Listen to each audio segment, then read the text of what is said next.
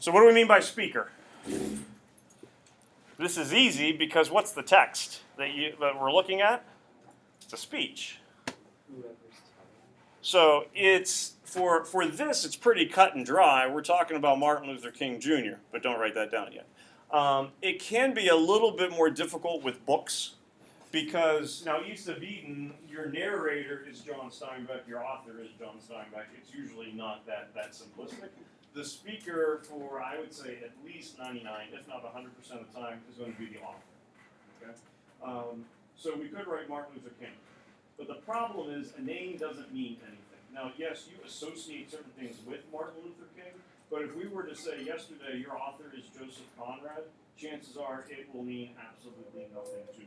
So what are characteristics? What are bits of information? What are things that we know about Martin Luther King Jr. that could be important to the audience? So what are things you know about him? He's a civil rights activist. Okay.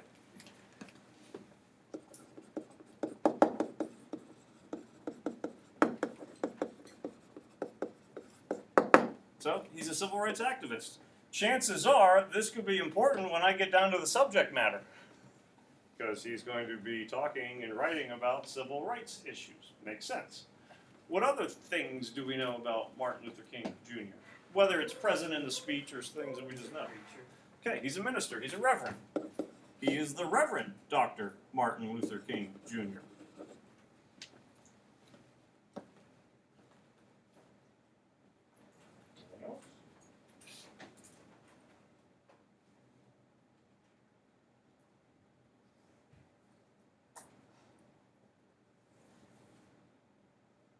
Thinking. African American? I think that would be significant. I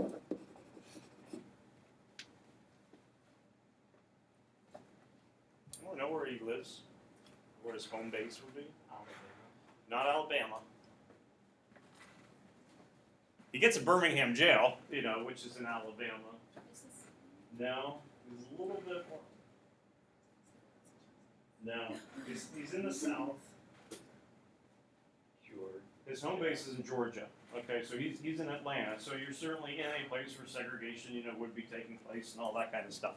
So he's a civil rights activist. He's a reverend. He's African American. So he's probably experienced, dealing with segregation. Is he a person who's going to be grabbing a machete, a torch, and a pitchfork and storming? Why not? Grace? Okay, peaceful protest. So he's a pacifist. Okay? Now, you knew this, but it's different to go, this is written by an African American reverend who's a civil rights activist that believes in pacifism, as opposed to Martin Luther King Jr. You're getting more info, you're getting more details. What is the occasion of his address? The easy answer is to go, well, it is August 28th. 1963. And by easy, I don't mean wrong or incorrect. That's certainly important. But what else do we know about the occasion? Location, time, setting, era, all of those things. It was exactly 100 years after he gave his speech. Okay. Not his speech. What is the Emancipation Proclamation? So, yep, it's 100 years post, Emancipation Proclamation, which was the end of slavery. But there's still a need to have, a conversation about this. He's in Washington, D.C. Do you know specifically where in D.C.? He's in the National Mall, and right behind him is the Lincoln Memorial.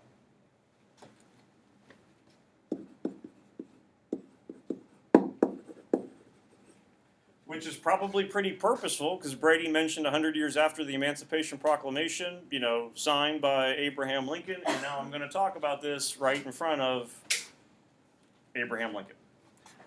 Era-wise, if you were to say early 1960s, within the U.S. history. I was going to say And one of the reasons that it's looked at as being a revolution decade is because we're right in the middle of the civil rights movement, so this is appropriate. And specifically, there's a March on Washington. Who would you identify for A as being his intended audience? You gotta get a little more specific.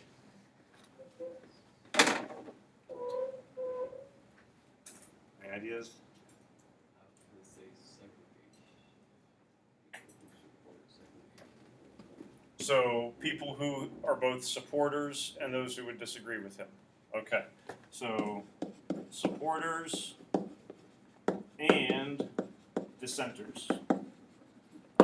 We're probably looking at both white and black. Why DC?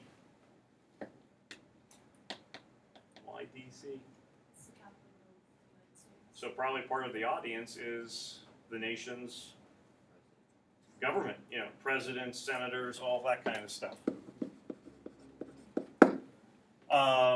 Anyone ever see the speech? Because it was recorded, televised. So you said people, and I said, well, we got to be a little bit more specific than that. But it wouldn't just be people in Washington, D.C. who are there marching with him. There's a good chance he knows that if you're in Eugene, Oregon, you could be seeing this as well. I just don't want us to get into the trap of always going people, AP students, because it really doesn't mean much when it comes to what we're talking about. Think about this now in relation a little bit to this book. When does this book get published? If I was going to be dealing with the occasion. Maddie should know this because she had to enter in publication information. Although you're not reading the original copies. Isn't it 1952? Good, 1952. Diana's impressed. Era-wise, what would we say about 1952? You could say beginning of Cold War. Also, you could say post World War II. You're aftermath of World War II. Think about the setting of the book. When's the book start? Civil War. And then when's the book end? World War I. After Civil War, after World War I, you got a lot of people wondering, is there any goodness left in the world? You had the war to end all wars, and it was pretty horrific. Post-World War II, you're coming off atomic bombs, Holocaust, things of that nature, when you're kind of wondering, is there any good left in the world? You have an author who has two boys. You got characters who are dealing with two boys, so two sons. So those are little details that as you kind of go beyond the cover, you can start to maybe draw some parallels and get some insight into what could be going on in the author's mind. I want to skip purpose here for a second. Subject. By subject, we mean the subject matter. So what is the subject matter now of the speech itself? And this isn't meant to be cryptic. I think it's pretty straightforward what he's doing here. Okay, equality.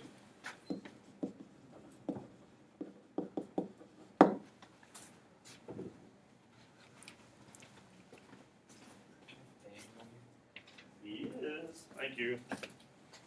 Daniel, I'll bring this back to you in a second. What else? It's not till 10:25, so you got some time. We got equality. What else are we dealing with? Justice. And we can go more than one word. I mean, there's nothing wrong with equality and justice. They're correct, but I don't want you to think you can only do one word.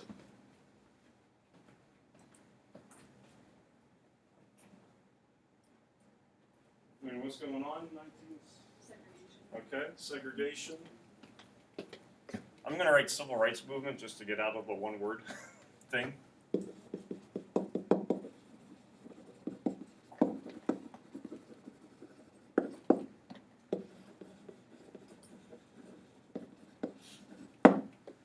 Could be looking for justice because there is a prevalence of injustice. It could be subject matter that we have.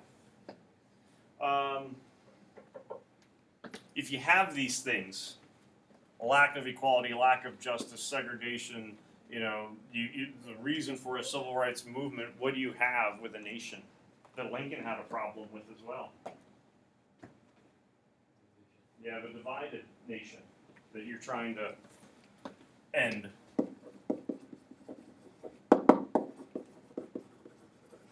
Okay, so these would be the things that specifically, yes, he is going to address, or does address within his speech. Tone. What what would be some words you would use to describe overall tone? And it could be in different sections, like a tone does change. You don't maintain typically the same tone throughout a whole speech, throughout a whole book, short story. But what would be some tone words? Like in the beginning, he's like disappointed.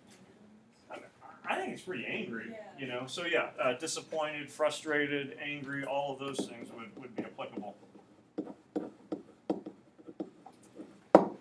I mean, you know, 100 years later, now the use of those, you know, getting repeated over and over illustrates that frustration. Ryan, hopeful. So it starts off disappointed, but then there tends to be a shift into something that's a little bit more hopeful, inspirational. Douglas? In the sense that we're not, you know, doing the rallying cry of grab your shields and swords and let's storm the castle. So hopeful that this can come to a reasonable conclusion. Anything else? Yeah, passionate, sure.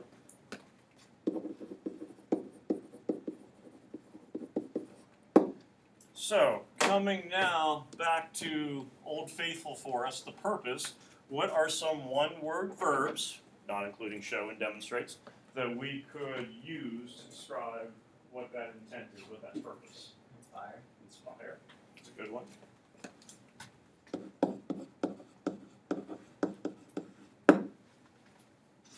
Maddie? Rally. And that one tends to work pretty well with speeches, you know, because you have an audience. Hopefully there's a connection between the speaker and the audience. Advocate. Advocate. And you can kind of think of subject matter too, you know, that you might be looking at along with this. Douglas, one more? Stress. Stress. So far as in like the emphasize kind of way.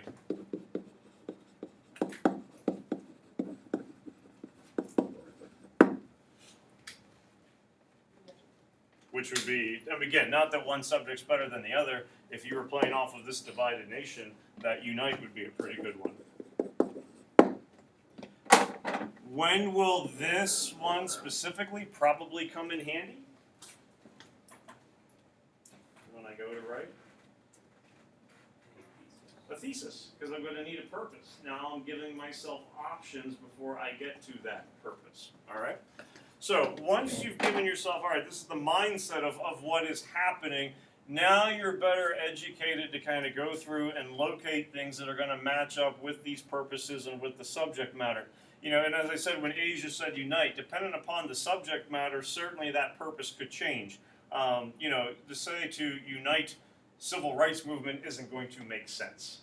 You know, but to stress, to advocate, to rally along with that could certainly end up being something that you would want to take a look at.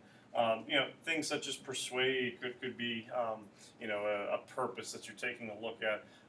If this were switched, let's say the subject matter is inequality or justice, segregation would certainly have a negative connotation. What would be a purpose that you could use with a negative argument? Change, criticize, condemn. You know, so it doesn't all have to be this is what we want to do, but it could very much be this is what we want to change, this is what we want to get rid of, this is what we want to eliminate, this is what we want to eradicate, you know, depending upon what it is you're looking for. So now that we educated about it, we can now go back to what we're good at, and that's going to be locating rhetorical devices. So in any particular order, what are some rhetorical devices that we know are present within the text, and like where do you see it? So you don't want to just go metaphor, it's there, but you know, what's the metaphor that you see? What's the simile that you see? What's the use of syntax that you're recognizing? What do we got? There's one, it's on 626, in like the first like actual full paragraph, it says, Paragraph 3. no, 2, I guess it's 2. Okay. Essentially congruent nations capital cash and check. They're like comparing cash and check to other kind of like. Mm-hmm. And you have that in paragraph 3. Yeah. And then that keeps going because what's happened in paragraph 4? Well, America's defaulted on that promissory note. You know, we have insufficient funds because we got a bad check and all that kind of stuff. So the one answer would be, what's he using? It's a metaphor. The fact that he develops it, and we're really developing a whole one, even in this case, 2 paragraphs around it. I can go with metaphor, I'm not incorrect. More accurate one would probably be, no, you're still right with the metaphor, but since we're going to put more detail into it, it's going to become it's an extended metaphor. And it's not that you're wrong, like, shame on you, you said metaphor. If we were to compare metaphor, extended metaphor, we go Diana's a little bit more accurate. Now, honestly, where are you going to make or break? You know, if this were to turn into an essay, which it's not, this is a theoretical writing assignment we're talking about, it's going to be the explanation of the significance, the importance of it. But certainly, yeah, extended metaphor would be a strong contender. I'm just going to put the bank. And when I say, you know, theoretical essay assignment, the essay assignment, the prompt would be something along the lines of identify the rhetorical devices King uses to advance his argument. So we would be identifying what we think the argument is. We would identify what we then think those devices are.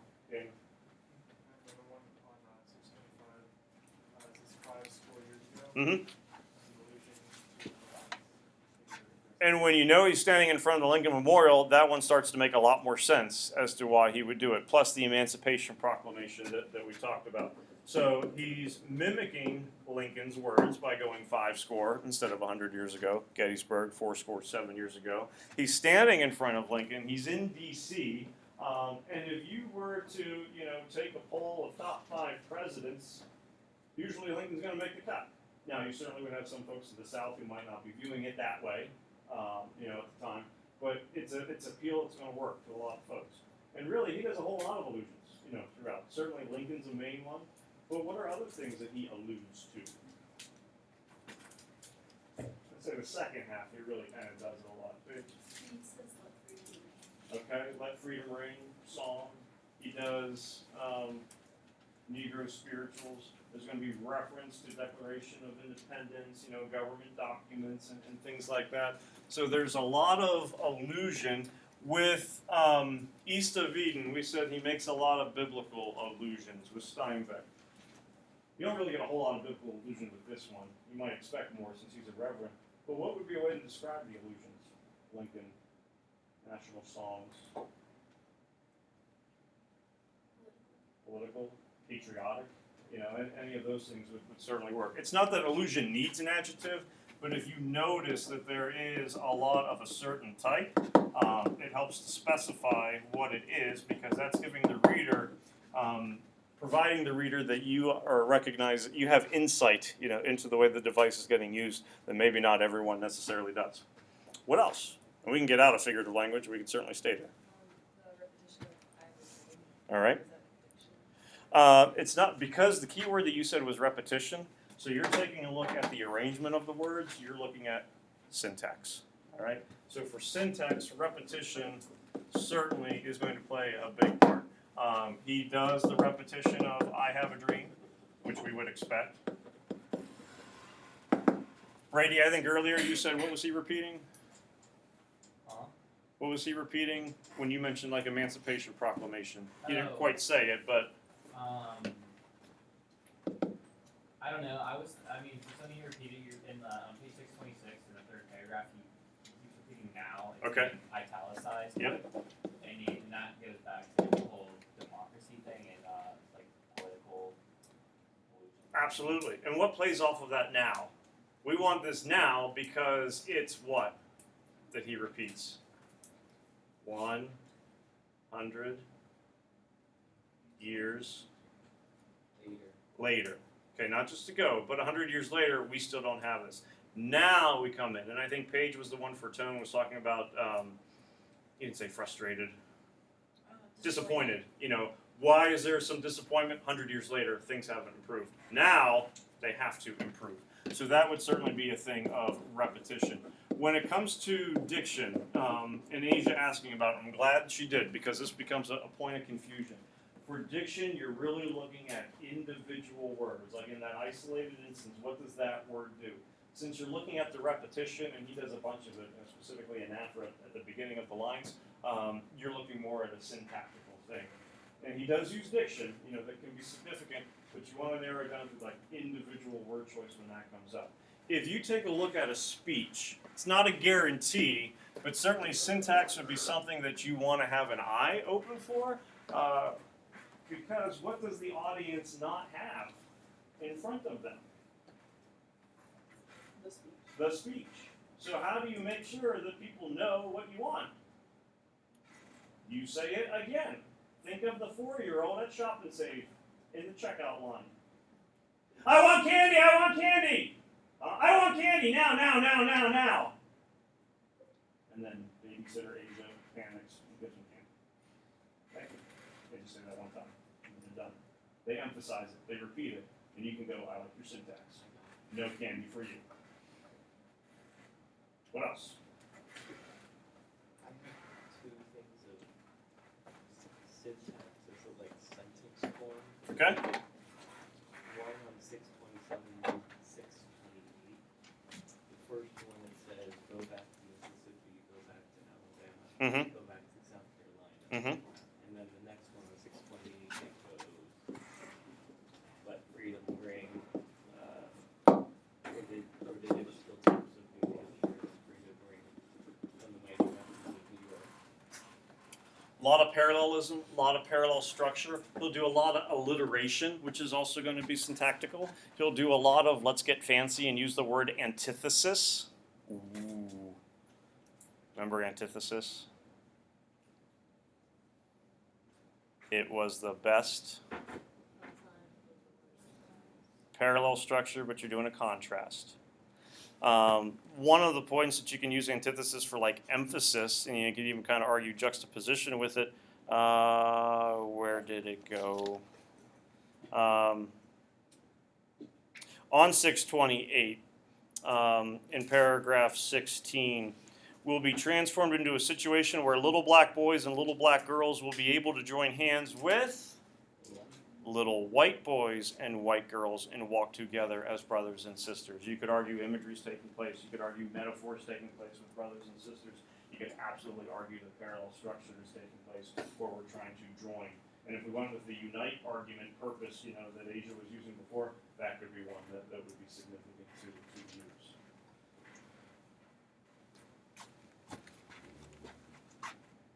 How about up top here? How about did?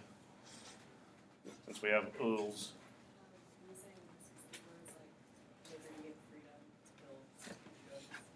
Okay, for diction? All right, and what do we need with diction if we're going to use it? Before the word diction, we need some type of adjective. So liberty, freedom, what would be a good term to use with those?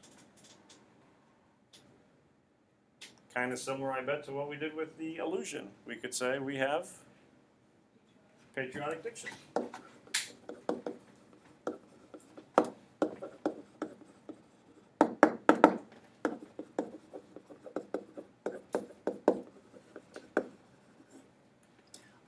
I really like an example of diction, and I think it's subtle, but I think it's really effective that he uses on 627. Paragraph 6. Paragraph 6 starts at the bottom of 626 and then carries over to 627. But the example for me is in the latter stages of that paragraph on 627. It's one word. I think it carries a lot of weight with it. Any guesses? Oasis. Nope. It's a good word. And with oasis, that's when he contrasted with desert and oasis. So you could still even kind of do contrast and juxtaposition there as well. You could even use imagery, if you wanted to go with the whole oasis. Douglas? Militancy? Nope. Although he does marvelous new militancy, so they have some alliteration with that emphasis. And we want to stay away from militancy because we're going to be more peaceful. Wait, are we still on diction? Yeah, but since we said desert and oasis, I threw one over there in imagery. Diana? Which one? No. Again, not saying these are wrong, it's just not the one I'm thinking of. Nope. Would be good for the desert, though, because the oasis is going to take that away. Nope. Community? Nope.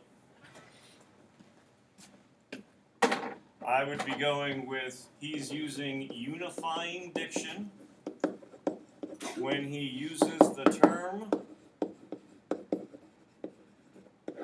brothers. Who are the brothers? brothers? And Daniel, you can go when you need to. I know it's at 10:25. But who are the brothers?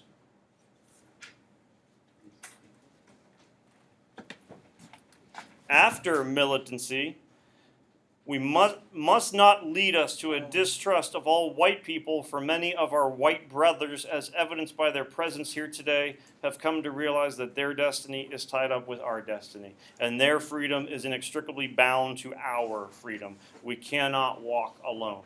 What word or words could he have used instead of brothers, and it would have made perfect sense? Like, that's the only word he changed. Supporters, friends, people, individuals, comrades, we could keep going on and on and on and on. But he goes with brothers. Because what does that do? What's the difference between friends, supporters, brothers? It's a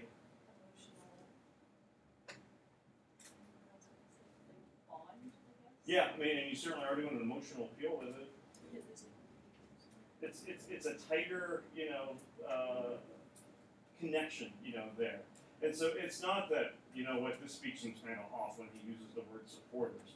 But by using the term brothers, again, if you're not making it sound like you have to go with divided nation, but if you were doing something where you wanted to,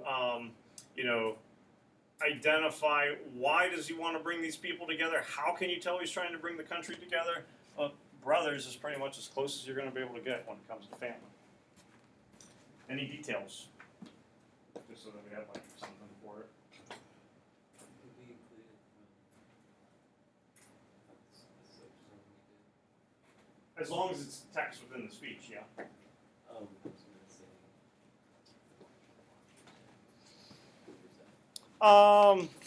You have things where you could mention where, based on their presence here, like we were just taking a look at, that there are both whites and blacks present because they're marching on Washington. That could be a detail, but you just want to make sure there's going to be some textual support that's coming along with it. Yeah, his children. What's wrong with the children? Or what does he want for the children? Judged by the content of their minds, not color of their skin. The fact that he's a father, soapstone, that might be something that kind of comes in. Mentions a lot of different states, regions, and things like that. I'll be honest, the details aren't really a whole lot going on in here because it is, as Paige was saying, more of an emotional appeal. And if you're going to go with an emotional appeal, you tend to go with a figurative language as opposed to cold, hard facts. So the details are not nearly, probably as prevalent here. So, what do we now have? We got all the things that we need to now put together a thesis statement. So, what would be some purpose and arguments that we could identify? What is it the king is trying to do through his speech? What's the argument? So, we're going to start off with a verb, and then we'll have like a phrase, an argument that's coming after it. What are potential arguments that we have? Douglas, give us one. Age is trying to promote the civil rights movement. So, promote the civil rights movement. Okay, so we got promote the civil rights movement. What else could we do? Asia, what could we do with your unite? Okay.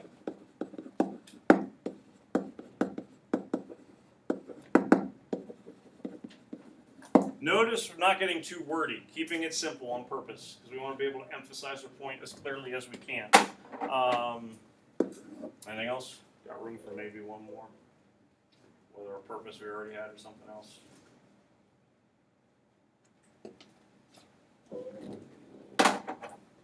Maddie, did you say rally? You did the rally? What do you want to do with rally? Rally people to fight for their rights.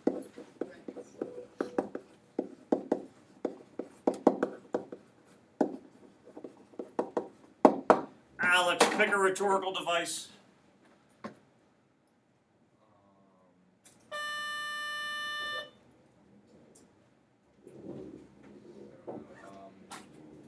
Okay, so we got patriotic diction, allusion, and repetition to Depending what you want to do, unite a divided nation, promote the civil rights movement, rally the people to fight for their rights. You now have a thesis statement for an essay you'll never write. But that's the process that you're going to go through for pretty much, I don't want to say every single writing assignment, because they're not all going to be rhetorical analysis, but anytime we do rhetorical analysis, we're going soapstone, we're going diddles, we're going spa. I don't want to say that easy, but it's that simple in the sense that we don't need to add more crazy stuff to it.